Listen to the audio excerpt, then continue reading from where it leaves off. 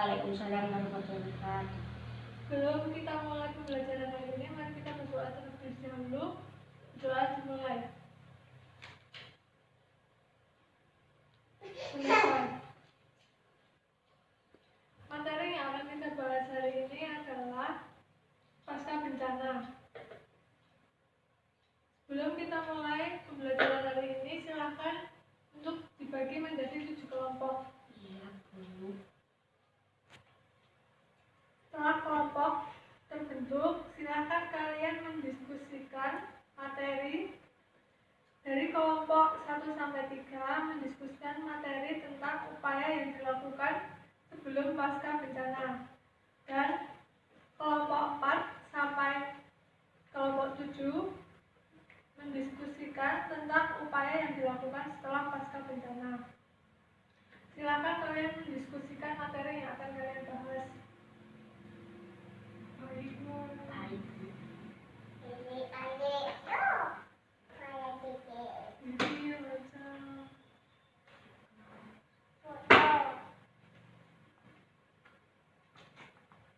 Apakah sudah selesai?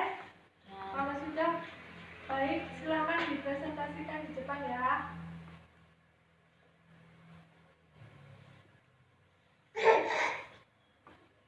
Jawab ya, dia mau ketawain.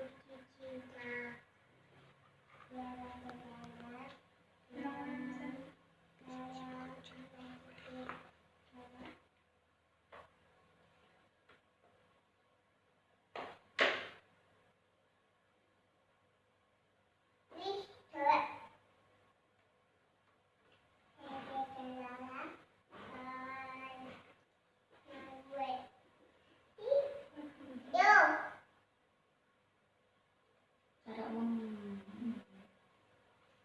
Pasal 1 pengertian.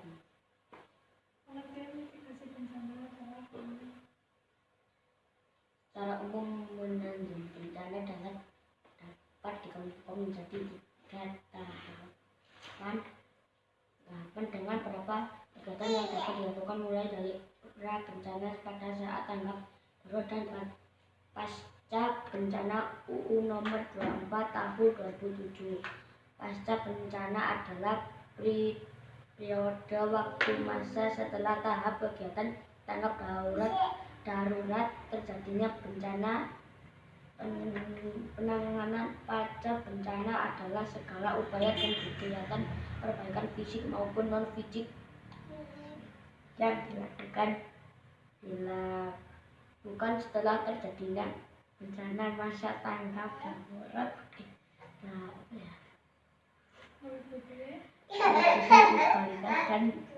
Dan rekonstruksi sarana prasarana fasilitas umum yang rusak akibat bencana dalam upaya pemulihan hidup masyarakat. Tujuan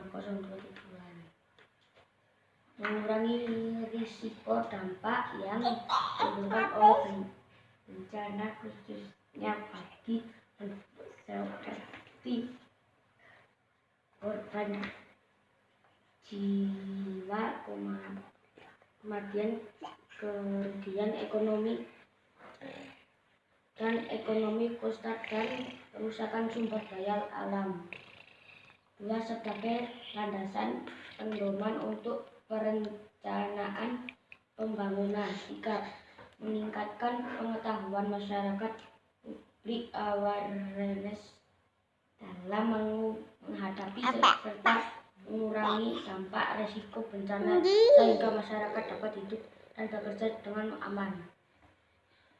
Selanjutnya kelompok 2. Pasal 3 upaya yang dilakukan.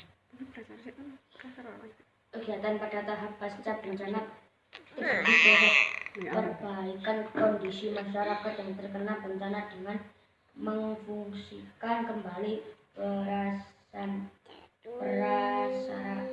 dan sarana pada keadaan rehabilitasi dan rekonstruksi yang akan dilaksanakan harus memenuhi kaidah-kaidah bencana serta tidak hanya melakukan fisik saja, tetap juga perlu diperhatikan juga rehabilitasi fisik yang terjadi seperti ketakutan, trauma atau displasi sebab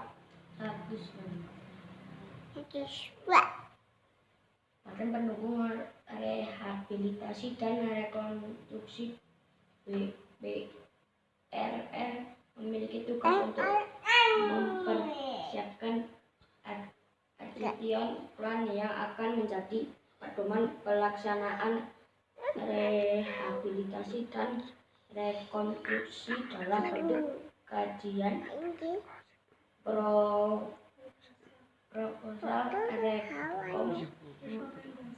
rekomendasi yang akan dilaksanakan oleh pemerintah kota Padang serta melakukan pendampingan secara intensif dalam setiap proses rehabilitasi dan rekonstruksi agar berjalan dengan baik sesuai tujuan, sasaran dan waktu yang telah ditetapkan.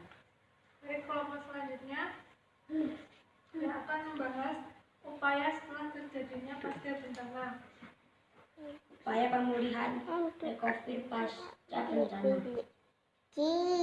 Dan 1977 dalam Handbook of Disaster mendasarkan upaya pemulihan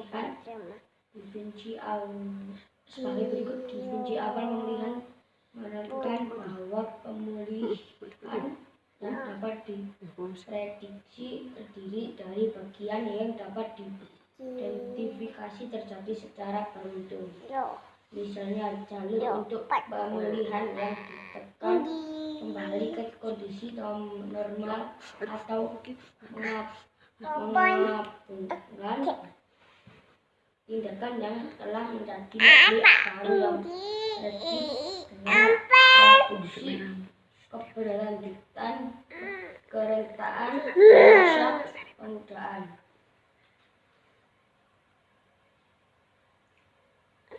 Strategi dan kegiatan umum dilakukan pada pre-order pemulihan bencana menurut Pola 2007-29.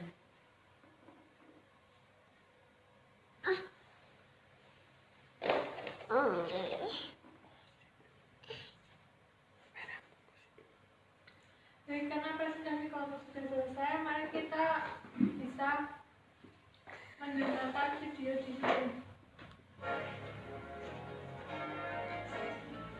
Setiap bencana umumnya memiliki pola atau siklus berulang yang pada dasarnya terbagi menjadi 3 tahap, yaitu pra-bencana, saat bencana, dan pasca bencana.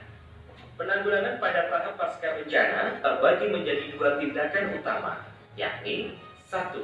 Rehabilitasi, dan yang kedua rekonstruksi.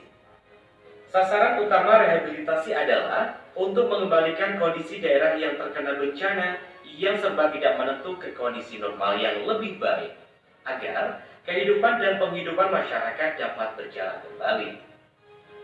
Yang termasuk kegiatan rehabilitasi antara lain, perbaikan lingkungan daerah bencana, perbaikan prasarana dan sarana umum, perbaikan rumah masyarakat, pemulihan sosial psikologis, pemulihan kegiatan bisnis dan ekonomi, serta pemulihan fungsi pelayanan publik.